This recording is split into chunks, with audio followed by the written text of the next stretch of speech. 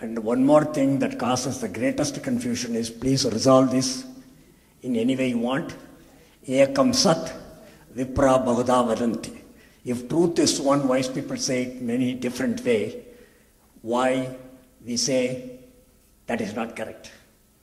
Hinduism is this, Christianity is this, Muslim is this, Jewish is this. But people take refuge in this Rigvedic statement. This is what Rigveda says. If Rigveda says this, it has got to be true. How do we reconcile with poor translation of Vedic terms? No, let me, it's not even a question of translation. Truth is one. People say different. I got it, so may I answer it now? Okay. Truth is one, and you can say it differently. Does not mean that all truth claims are true. It's as simple as that. Yeah. Yeah. You have a lawyer who is arguing a case, and you have another lawyer who is arguing the opposite. Correct? He has a truth claim, and he has an opposite truth claim. They're both not true. They're making opposite claims. Our people spent hundreds of years arguing against alternative competing truth claims.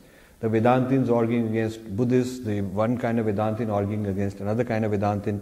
The whole idea of darshana, the whole idea of purva paksha, the whole idea of debate is to assert an alternative proposition from what you are asserting. So obviously our people never said that both are valid. Okay. Now, truth claim 1 and truth claim 2 may be contradicting each other. Otherwise there would not be Dharma and Adharma. There would not be Ravana. There would not be the Dharma of Hitler and the Dharma of Bin Laden. Obviously all truth claims are not true. So the statement merely says that the truth can be expressed in many ways. But that doesn't mean that every claim is the same. That is true. You follow what I'm saying? You don't need any Sanskrit, you don't need translation. It is 101 logic which is being violated when people say that the meaning of one truth can be said in many ways is that every single claim of everybody must be true. Do you follow what I'm saying? Yes, I do.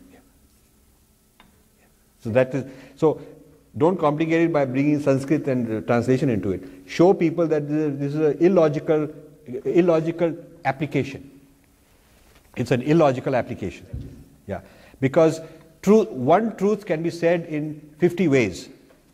That doesn't mean that all the 5 million claims are all valid. Yeah? So truth is one, people call it by many names, absolutely. But there is also many falsehoods. All the claims are not necessarily true. Yeah? So there is a diagram here of truth claims which are true. So this truth can be expressed in many ways. All of them, that's all the Rig Veda is saying. This is another diagram of many false claims. They are not the same.